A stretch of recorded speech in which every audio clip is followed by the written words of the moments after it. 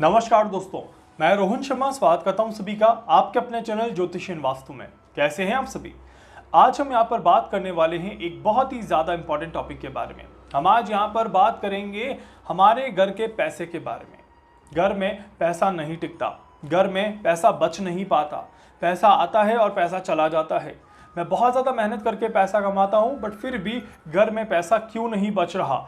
ऐसे कई सारे सवाल हैं जो मेरे पास आते हैं, और जब भी मैं वास्तु विजिट के लिए जाता हूं तो इन सवालों को देख करके बहुत समझ में आ जाता है क्लियरली कि घर में वास्तु दोष तो है, बट शायद व्यक्ति इससे अभी भी अनजान है और इस वजह से वो अपने आप में काफ़ी ज़्यादा परेशान हो जाता है। देखिए, काफ़ी बार क्या होता है कि हम वास्तु दोष नहीं समझ पाते और हम सिर्फ रेमेडीज़ के पीछे भाग जाते हैं और उसकी वजह से हमें सही तरह से उसका उपाय नहीं मिल पाता। काफ़ी बार मैंने लोगों को देखा है कि कोई 1-1 लाख 2-2 लाख के पिरामिड लगा देता है अपने घर पे, फिर भी उसको शांति नहीं है।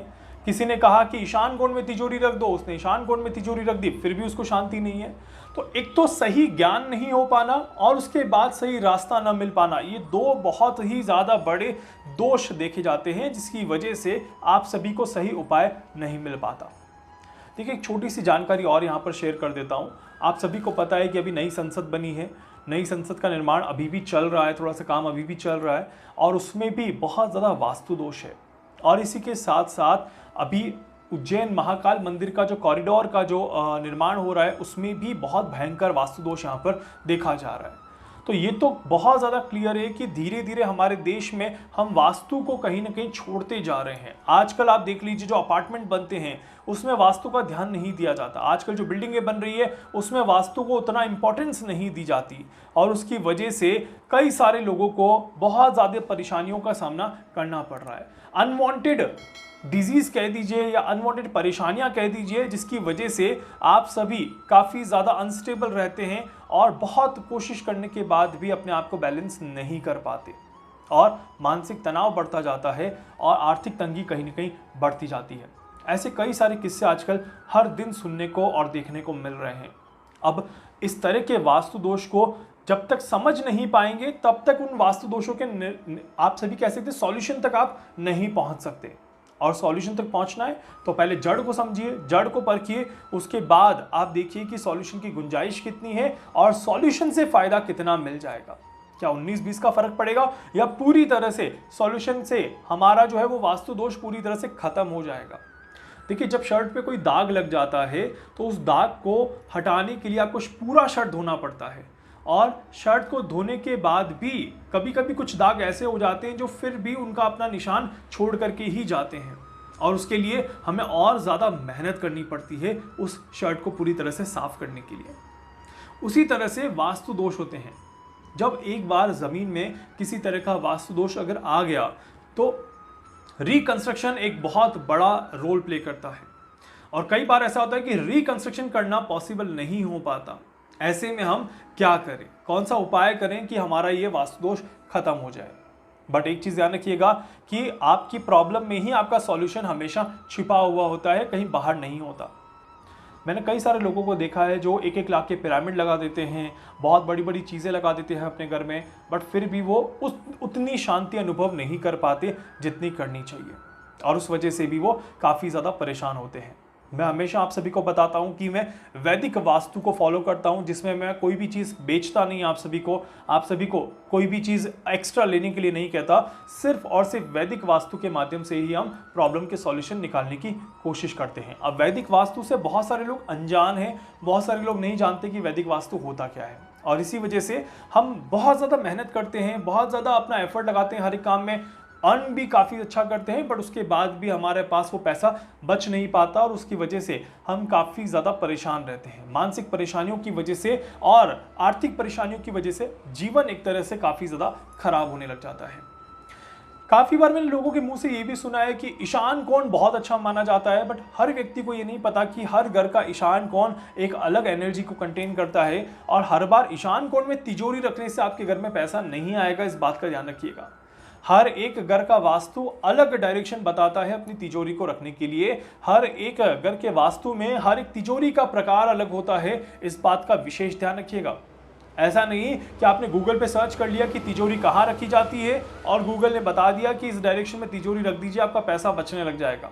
इस बात का विशेष ध्यान रखिएगा। हम बहुत ही ज़्यादा बड़ी गलती ये कर देते हैं और उसकी वजह से ना तो हम पैसों को सही जगह पर रख पाते हैं और ना ही हम उन्हें सही तरीके से बचाने की कोशिश कर पाते हैं, और हमारे घर में आने वाली खुशियाँ कुछ ही पलों के लिए हो पाती है, वो खुशियाँ हमेशा के लिए टिक नहीं पाती। देखिए, सिर्फ पैसों से चीज़ों को मत तोलिए, आप खुशियों के साथ, परिवार के साथ मिलजुल कर, रिश्ते के साथ भी इन चीज़ों को कनेक्ट करके देख सकते हैं। बहुत सारी दिक्कतें आती है, पारिवारिक रिश्ते खराब हो जाते हैं, हस्बैंड वाइफ के बीच में काफ़ी परेशानियां आ जाती हैं, बच्चों के साथ नहीं बन पाती, बच्चे पढ़ाई नहीं कर पाते, ऐसे कई सारे वास्तु दोष हमारे घर में होते ही होते हैं, और घर की एनर्जी बैलेंस नहीं होने की वजह से ये वास्तु दोष और भी ज़्यादा बढ़ते हुए नजर आते हैं। पैसों में भी ये सारी चीज़ें देखने को मिलती हैं। खासकर पैसों में इसलिए बता रहा हूँ क्योंकि ये एक जनरल समस्या है जो 80 to 90% लोगों के घरों में देखने को मिल ही जाएगी, और इससे काफ़ी लोग परेशान होते हुए ही दिखेंगे।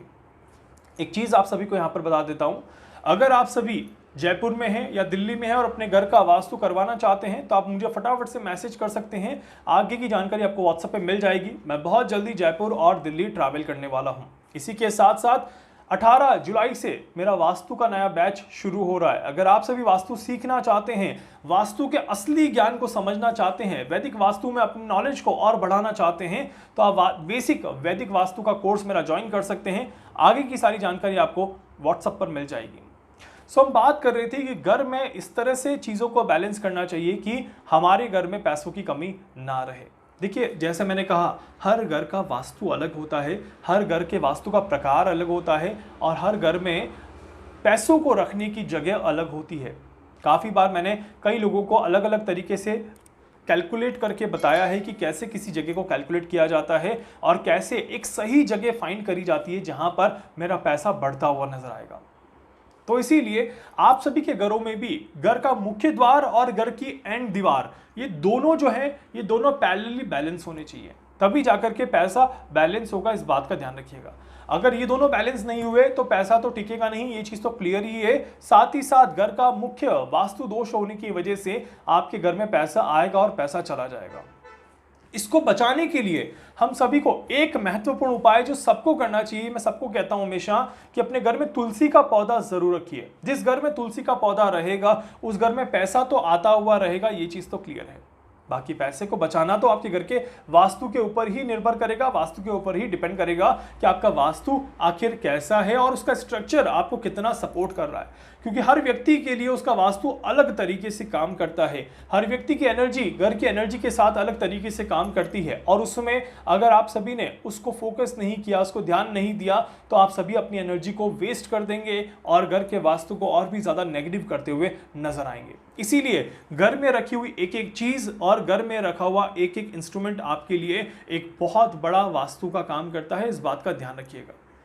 पैसों को बचाने के लिए और अपने घर में पैसों को रोकने के लिए आपको बस इतना सा कहूँगा अभी कि घर में जो शयन कक्ष है उससे आप पूरी तरह से बैलेंस रखिएगा। घर का शयन कक्ष कभी भी खराब नहीं होना चाहिए या बिखरा हुआ नहीं होना चाहिए, या उसमें बहुत सारे सामान आपके बिखरे हुए ना रहे, इस बात का विशेष ध्यान रखिएगा। अब घर में बहुत सारे शयन कक्ष होते हैं, तो फिलहाल मैं यहाँ पर मास्टर बेडरूम की बात कर रहा हूँ। अब मास्टर बेडरूम किसको कहते हैं, इसके बारे में तो आप मेरी क्लास में जाकर के ज्वाइन कर सकते हैं और सीख सकते हैं उसकी चीज़ों को, और प्लस पैसों को रोकने के लिए और के अचूक मेथड अगर आपको समझने हैं तो आप मेरे वास्तु के बैच को ज्वाइन कर सकते हैं।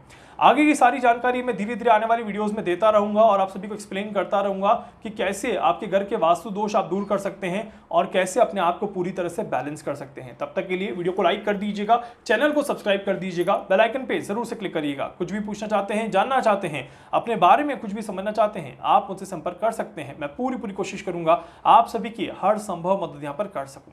धन्यवाद।